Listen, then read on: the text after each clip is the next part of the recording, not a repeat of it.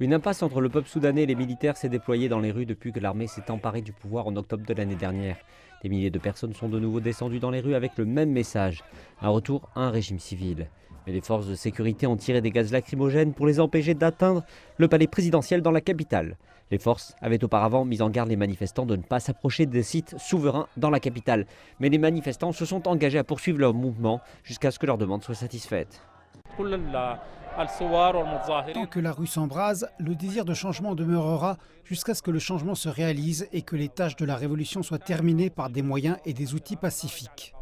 Le comité de résistance de Khartoum envisage aussi d'annoncer une charte qui unit des groupes civils, des manifestants professionnels et des travailleurs en grève, menant à davantage de désobéissance civile.